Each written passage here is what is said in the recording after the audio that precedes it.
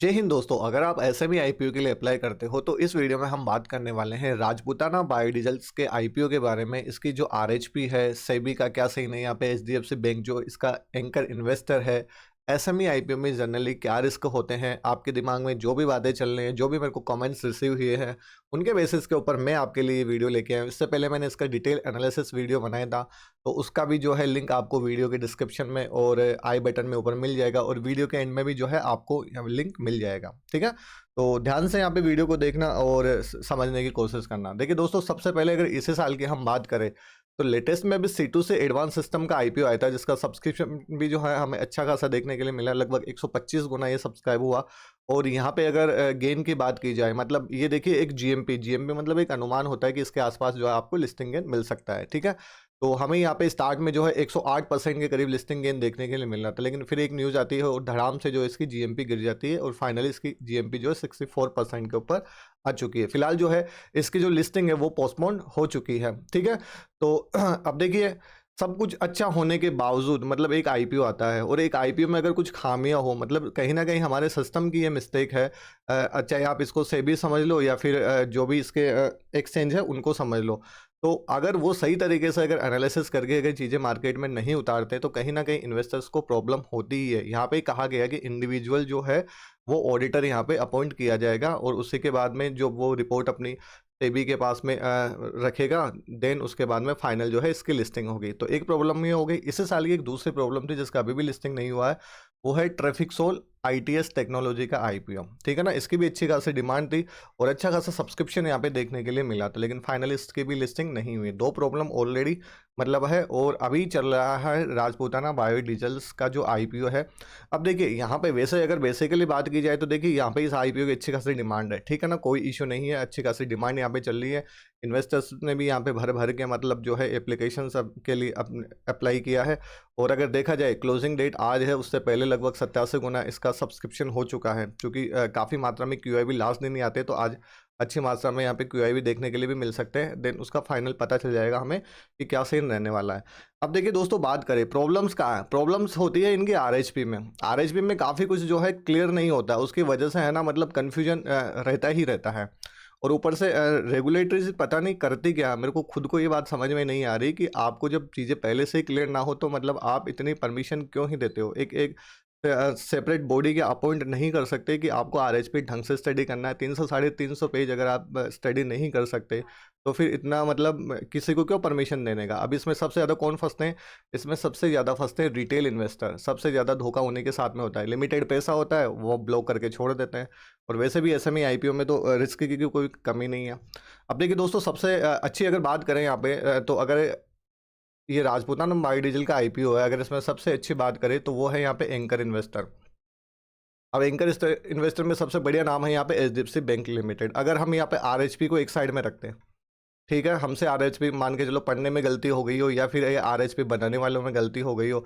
अब HDFC bank ऐसा तो है नहीं कि आंख बन के मतलब इसमें अपना इन्वेस्टमेंट कर देगा। इसने कुछ ना कुछ तो सोचा होगा, इसने तो कुछ ना कुछ डिटेल स्टडी किया होगा। या तो देखिए इनको जो है आरएचपी की कमियों के बारे में पता है, या फिर ये जानते हैं कि सिस्टम की क्या खामियां हैं।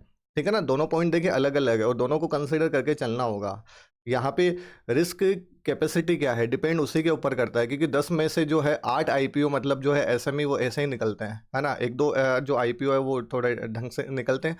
तो यहाँ पे चूंकि हाँ सब जो है प्रॉफिट देख के यहाँ पे एंटर हो जाता है, तो सिर्फ प्रॉफिट देख के ही एंट्री नहीं होनी कि लिस्टिंग एंड दिख रहा है कि 66% दिख रहा है, 80% दिख रहा है, 90% दिख रहा है। ठीक है, मिलता भी ये से कोई बात नहीं है। लेकिन मेन बात आती है कि आपको मिलने के बाद में आपका क्या यहाँ पे फ्यूचर रहता है, कि आपके शेयर्स यहाँ पे सेल होते नहीं होते हैं, वो आपको आगे इस वीडियो में जानने के लिए मिलेगा। ठीक है, तो यहाँ पे प्लस पॉइंट क्या है इस आईपीओ के लिए कि एंकर इन्वेस्टर्स यहाँ पे अच्छे हैं। एचडीएफसी बैंक जैसा नाम है तो यहाँ पे मतलब ठीक है, मतलब हम इसको एक प्लस पॉइंट ही यहाँ पे मान के चलेंगे। लेकिन अगर बात की जाए, देखिए रिस्क, अगर रिस्क फैक्टर की अगर बात करें तो सबसे पहले रिस्क फैक्टर की मैं यहाँ पे बात करना चाहूँगा। रिस्क क्या होता है, जैसे मान के चलिए अपने पास में यहाँ पे लोट में परचेजिंग होती है। किसमें परचेजिंग होती है? अपने पास में लोट में जो है हमें परचेजिंग देखने के लिए मिलती है। सबसे इंपॉर्टेंट बात यही है और इस बात को आप अपने दिमाग में बिठा लेना। ठीक है, फॉर एग्जाम्पल एक लोट में मान के चलो 600 शेयर है, तो आपको 600 शेयर एक साथ खरीदने रहेंगे और इसके मल्टीपल में ही आपको खरीदना होगा। अगर 2 लोट खरीदने हैं तो आपको 1200 शेयर खरीदने रहेंगे। सिंपल बात। अगर आपको सेल करना रहेगा तो एक साथ आपको 600 शेयर सेल करने रहेंगे। ये बड़ी इंपॉर्टेंट बात है, तो आपको बिल्कुल ध्यान में रखनी चाहिए। 600 खरीदे, 600 ही आपको बेचने देंगे। अगर कंपनी अच्छी नहीं हुई, आपको अलॉटमेंट हो गया, मान के चलो प्रॉफिट भी हो गया, 100% लिस्टिंग हो गई मान के चलो, ठीक है, आपने लगाया 1,30,000, आपको मिल गए 2,60,000। लेकिन बात आती है क्या सेल हो रहा है। अगर कंपनी अच्छी नहीं होगी, क्योंकि देखिए यहाँ पे लिक्विडिटी कम होती है, क्योंकि आईपीओ की साइज़ कम होती है, यहाँ पे भी लगभग 24 करोड़ की साइज़ है। तो जब साइज़ कम होगी, ऑब्वियस बात है लिक्विडिटी भी कम होगी, और अगर आईपीओ अच्छा नहीं है तो वो तो बिल्कुल भी नहीं रहने वाली है, तो यहाँ पे सेल करने में प्रॉब्लम रह सकती है। सबसे इंपॉर्टेंट बात आपको ये भी कंसिडर करके चलना, एसआईपी आईपीओ के मामले में, एसएमई आईपीओ के मामले में, इसकी बात नहीं कर रहा हूँ मैं फिलहाल, ठीक है ना। अब एसएमई आईपीओ में बहुत सारा रिस्क देखने के बाद जब ये पता चला, देखिए हमने पहले भी देखा, C2C के बारे में देखा, आरएचपी में इशू है, ठीक है ना। तो ये इश्यू क्यों आ जाते हैं, बॉडीज़ क्या कर रही है, जो रेगुलेटरी बॉडीज़ है वो क्यों कर रही है, वो क्यों परमिशन दे देती है। तो सबसे मतलब इन पे मतलब कहने का मतलब है, मेन बोर्ड आईपीओ पे तो थोड़ा कंट्रोल है, यहाँ पे जो एसएमई आईपीओज आ जाते हैं उन पे हमें अच्छा कंट्रोल नहीं देखने के लिए मिल रहा है। इसलिए अक्सर रिटेल इन्वेस्टर्स यहाँ पे धोखा खा जाते हैं, और आपको धोखा नहीं खाना है, चीज़ों को समझना है, उसके बाद में ही अपना फाइनल डिसीजन लेना है। अब यहाँ पे अगर बात करें तो देखिए, रिटेल इन्वेस्टर्स को धोखे से बचाने के लिए, उनका जो इन्वेस्टमेंट है वो रिस्क से बचाने के लिए अभी फिलहाल चल रहा है कि जैसे एसएमई आईपीओ लगभग 1 लाख के आसपास देखने के लिए मिलते हैं, 1 लाख से ऊपर ही जनरली। अब उसको मिनिमम जो है 2 लाख करने का मतलब प्रोसेस चल रहा था कि ठीक है, देखिए 1 लाख रुपये कोई भी इधर उधर अरेंज करके अपना इन्वेस्ट कर देता है, ठीक है। अब जिसके पास थोड़ा सा अगर ये अमाउंट बढ़ा दिया जाएगा तो इंसान सोच समझ के अपना डिसीजन लेगा, क्योंकि वो रिस्क देखिए, रिस्क अभी जहाँ पे देखिए रिस्क है, इश्क है, ये सब बातें आपने अच्छी खासे सुनी होगी। तो यहाँ पे पैसा जो फंसा सकता है, जिसके होल्ड करने की कैपेसिटी है, ठीक है, अगर सिचुएशन फेवर में नहीं रही तो उनके लिए ये सिचुएशन बेस्ट रहेगी अगर ये अमाउंट बढ़ा दिया जाएगा, ठीक है। कम कम रहेगा तो रिटेल इन्वेस्टर देखिए भर भर के मतलब एप्लीकेशंस अप्लाई करते हैं, तो उनके लिए आई थिंक ये मतलब बहुत बढ़िया डिसीजन है। तो देखिए हमने यहाँ पे कुछ चीज़ें देखी है। अगर मैं बात करूँ राजपूताना बायोडीजल के बारे में स्पेशली, ठीक है, तो देखिए इन्होंने बोला है कि इनकी जो कंपनी है ना, 2016 में मतलब इनका मतलब जो है फाउंडेड हुई थी, और उसके बाद में जो कंपनी का जो काम है वो मैन्युफैक्चर और सप्लायर है किसके, बायोफ्यूल्स के। उनके जो बाय प्रोडक्ट आते हैं ग्लिसरीन और फैटी एसिड के। तो इसमें कोई डाउट नहीं है, इनकी जो कंपनी है मतलब यहाँ पे फुलेरा राजस्थान में स्थित है, और ये कंपनी का काम बढ़िया है, काम में यहाँ पे कोई दिक्कत नहीं है, काम अच्छा है, ठीक है। और कंपनी का ये जो कंपनी है वो सिचुएट भी है, ठीक है, क्योंकि मैं भी मतलब मेरे आसपास की कंपनी है तो मैंने देखी भी है, तो ऐसा कोई इशू मुझे मतलब इसमें पर्सनली लगा नहीं। बाकी आरएचपी देखिए एक अलग इशू यहाँ पे हो गया है। अब आरएचपी पे देखिए अगर थोड़ा सा मतलब ध्यान दिया जाए गवर्नमेंट को, ठीक है, जो भी रेगुलेटरी बॉडी है, तो मतलब हमें कोई किसी प्रकार का डाउट नहीं रहेगा किसी भी आईपीओ में अप्लाई करने से पहले, ठीक है। तो यहाँ पे थोड़ा सा डाउट क्रिएट हो जाता है, लेकिन फिर हम एचडीएफसी बैंक जैसा एंकर इन्वेस्टर्स देखते हैं तो फिर हम ठीक है, थोड़ा सा यहाँ पे हमें क्लैरिटी भी मिल जाती है।